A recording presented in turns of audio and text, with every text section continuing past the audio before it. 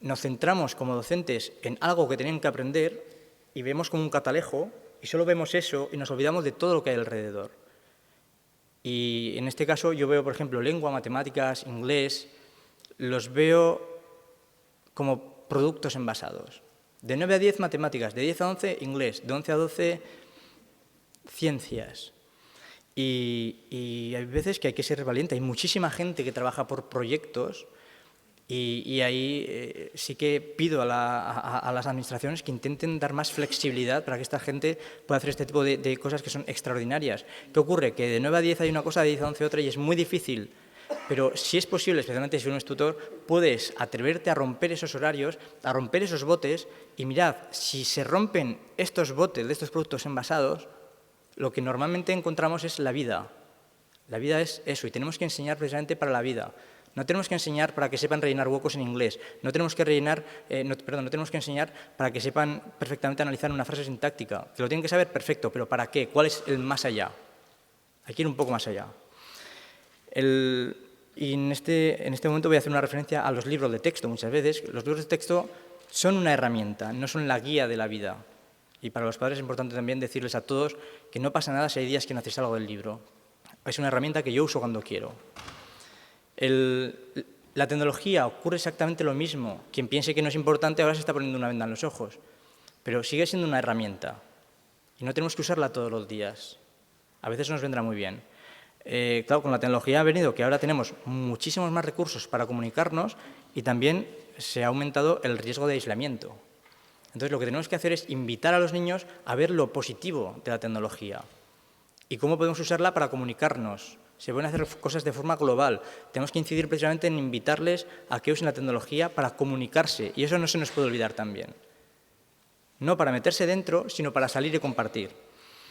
Y claro, en este tipo de cosas siempre saldrá el grito que dice: es que el sistema nos pone límites, pero no nos engañemos, los primeros que nos ponemos límites somos los propios maestros o los profesores. Entonces, ahí, prueba, porque pruebes, no creo que vaya a venir un inspector y te ponga los grilletes y se te lleve a inspección.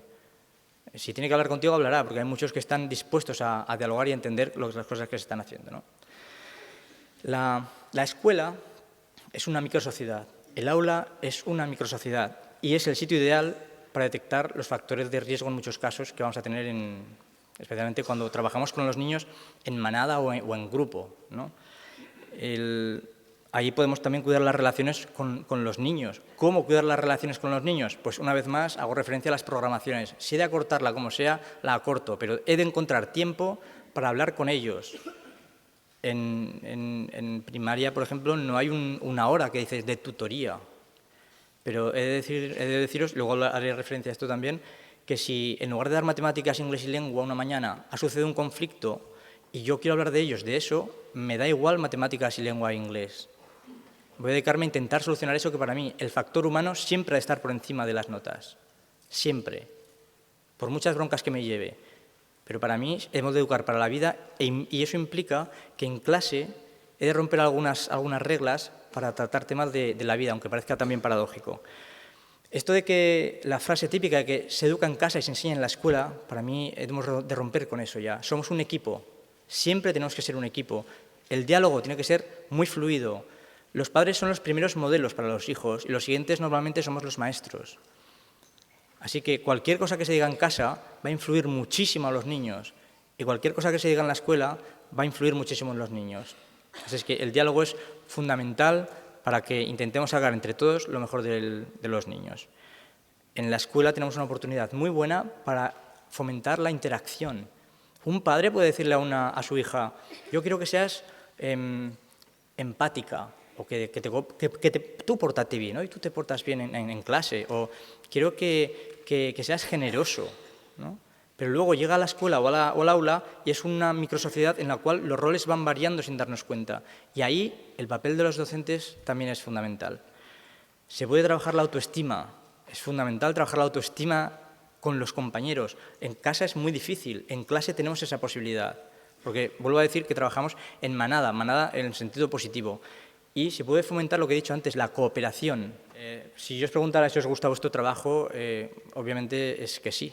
De hecho, por eso venís aquí. Normalmente la gente que va a asunto de formación es porque realmente están interesados y porque siempre quieren ir mejorando, ¿no? Pero si no os gustara vuestro trabajo, imaginadlo, siempre tenéis la opción, aunque ahora resulte difícil, de intentar buscar otro. Los niños no tienen esa opción. Van a pasar con nosotros, ya digo, 5, 6, 7 horas, semanas, meses, y el único apoyo que tienen es la frase que les decimos siempre: es tu obligación. Es tu obligación. Y yo considero que una de las claves es que entre todos tenemos que hacer de la escuela o el instituto un lugar donde a los niños o a los adolescentes les apetezca ir. Esto de la frase, que obviamente ya no se lleva, ¿no? La de la letra con sangre entra, pero la estela de esta de que parece que tienes que ir a la escuela a sufrir, son niños. No podemos permitirnos hacerles ya adultos con 8, 9, 10, 11, 12 años, o con más. En ese caso ya son preadolescentes y adolescentes. Cada etapa con lo suyo. Entonces, vuelvo a decir, tendríamos que acercarnos nosotros a ellos más que ellos a nosotros. Yo me veo como un tío con suerte. ¿Por qué? Pues porque, primero, disfruto muchísimo en clase. Esta niña que veis ahí levantada encima de la mesa, a la derecha, escribió la primera página del libro que escribí, aparece ella porque me parecía el resumen de nuestra relación, de mi relación con los niños, ¿no? Y dice: yo creo que a César le mantenemos la creatividad. Exactamente. La creatividad y la ilusión para mirar las cosas de la vida. Yo me nutro de su ilusión y, de hecho, suelo decir que las cosas que normalmente la gente ve como imposibles, yo no las veo como imposibles porque siempre estoy rodeado de niños y los niños ven las cosas de otra manera. También soy consciente de mi responsabilidad. Tenemos que enseñarles muchísimas cosas, pero no tenemos que dejar aparte el respeto, la sensibilidad. Y todo eso, una vez más, hago referencia. Dejemos la programación a un lado si hace falta y dediquémonos a eso, que al final es lo que importa. Los factores de riesgo en la escuela: el fracaso escolar, normalmente, y la falta de compromiso. ¿Cómo curar el fracaso? Obviamente no lo sé, pero entre todos podemos hallar soluciones. Pero yo sí me he hecho unas cuantas preguntas. ¿Cómo curar el fracaso? Si lo supiéramos, pues no estaríamos aquí ahora, ¿no? Primero, lo que he dicho: hagamos de las escuelas o los institutos un lugar a donde a los niños o adolescentes les apetezca ir. Solo con esta frase podríamos estar diciendo ideas constantemente para que empezaran a salir sugerencias interesantes.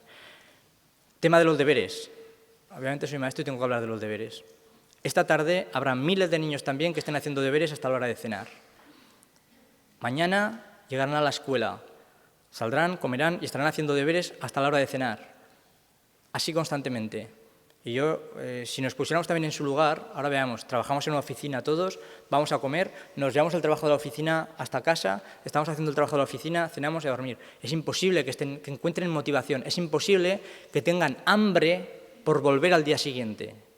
Entonces, cuando realmente lo que pretendemos es que aprendan mucho, para mí es justo el sentido opuesto en el que estamos caminando. Y es una opinión de maestro, vuelvo a decir, Si a mí me gusta el chocolate, me encanta el chocolate. Si yo desayunara chocolate todos los días y me hicieran comer chocolate por la tarde, en una semana lo aborrecería. Y es lo que más me gusta en el mundo. Así que yo normalmente hablo con los padres y les digo: mirad, intento mandar deberes en clase para que los acaben. Y yo hablo con los niños, y cuando estaba con adolescentes lo mismo, les decía: el tiempo de por la tarde es vuestro, tenéis que aprender a gestionarlo. Es muy importante crear unos hábitos, pues para que ellos hagan sus franjas horarias, y ahora estudiar, ahora esto otro, ahora descansar, pero deben tener tiempo para estimular lo que tienen dentro una vez más, esa creatividad, esa curiosidad. Tienen incluso que aburrirse.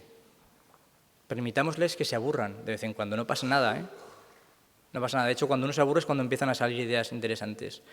Y lo que yo les digo siempre a los padres, en este caso de primaria: los niños tienen que disfrutar de su infancia y los padres tienen que disfrutar de sus hijos. El escuchar, una vez más, fundamental. Que estamos hablando de cómo curar el fracaso, escuchar, una vez más, hay que escuchar. El factor humano, hay que tener en cuenta el factor humano. Que me echen la bronca si quieren porque no he acabado un tema, pero yo he de ocuparme de que los niños que yo tengo a mi cargo como docente estén a gusto, intentar que sean felices. No significa jugar constantemente, no significa que mi clase sean los mundos de Yuppie. Siempre hablo de exigencia. Es muy importante, yo soy exigente y les hablo de autoexigencia positiva. Pero hemos de pensar también que no podemos estar así constantemente, ¿no? Y ahí es clave, y es además tan difícil, esa balanza que tenemos entre exigencia y cariño. Hay gente que exige muchísimo y no da cariño. Eso jamás puede funcionar. Hay gente que da muchísimo cariño y no exige nada. Tampoco puede funcionar. Uno de los retos de los maestros es saber justo equilibrar eso, ¿no? Y yo a estos chavales no lo hago bien. Yo muchísimas veces me equivoco y sigo equivocándome. Pero tenemos que estar siempre aprendiendo. Pero a mis chavales les echaba alguna bronca que casi se han levantado de la silla. Pero al momento les decía, me gustaría que entendieras esto. No podemos dejarles solo con la exigencia. Y luego es muy importante tener en cuenta los talentos de los niños. Y luego también haré referencia a eso. El preguntarles precisamente por las cosas buenas y no siempre por las cosas malas. Y descubrir unas cosas extraordinarias. Algo que coincidió en los años que yo estuve de maestro en distintos centros es que todos tenían una misma característica. Eran niños como anestesiados. Anestesiados, en el sentido de que estaban listos para recibir información, pero no estaban preparados para soltar lo que ellos tenían dentro. Estaban listos para escuchar todo lo que yo les decía y luego soltarlo o escupirlo de la manera que yo quería que lo hicieran. Pero no estaban listos para exportar todo el mundo que ellos tienen dentro. Mirad, un ejemplo. Ya digo, el año pasado también a estos niños les propuse, dije, mirad, usad vuestra imaginación al máximo nivel y quiero que imaginéis que esta aula, que la podéis transformar como os dé la gana, lo que queráis. Apenas salían propuestas. ¿Por qué? Porque estaban encerrados en ese aula, en estas 4 paredes, y todo lo que tienen dentro, esa creatividad, no salía. No salía. Así es que empecé yo diciendo, mirad, voy a empezar. Estas paredes las voy a poner de velcro.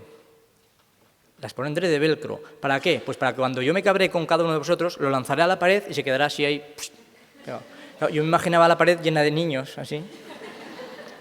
Y dije, otra idea, así cuando me descabré os bajaré. Otra idea, aquí en esta pared haré un agujero y pondremos un tobogán para que cuando vayamos al recreo, en lugar de bajar por las escaleras, bajamos así por el tobogán. Entonces ya empezaron a salir las ideas y un chaval dijo, vale, pues yo en mi pupitre quiero un minibar. Y digo, bien, por ahí. Empezaron a salir todas las ideas. Entonces, ¿de qué están hechos los niños? Creatividad. Niños y adolescentes, ¿eh? Si alguna vez no lo digo, ten en cuenta que se engloban. Niños y adolescentes. Creatividad, curiosidad, imaginación, ilusión. Y lo que suele pasar muchas veces en las aulas es que estos factores tan importantes para ellos han de dejarlos fuera, entrar, sentarse, empezar a escuchar y vomitar, lo digo en plan efusivo, ¿no? Lo que nosotros les pedimos que suelten. Y luego pedimos que haya motivación, cuando en realidad les estás quitando su esencia. ¿Qué motivación puede haber si a ti te está quitando realmente lo que eres?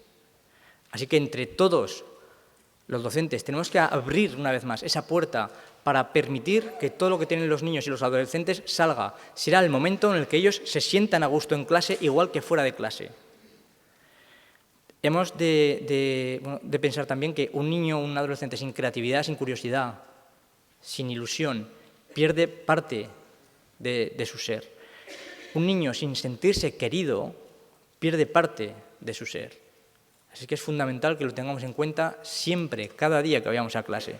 Debemos creer en los niños, debemos creer en ellos. Incluso aunque parezca imposible, cuanto más difícil sea el niño, mayor ha de ser nuestro reto y mayor confianza hemos de mostrarle. Las puertas de las escuelas han de estar abiertas no solo para que entren los niños y los adolescentes, sino para que sus ideas salgan y transformen el mundo. Hemos de confiar en ellos, sobre todo porque tienen cosas muy interesantes que ofrecer. La educación tiene que ver con la felicidad y la felicidad tiene que ver con la educación. Me gustaría que nos quedáramos pensando en esas 2 frases. La educación tiene que ver con la felicidad y la felicidad tiene que ver con la educación. Gracias.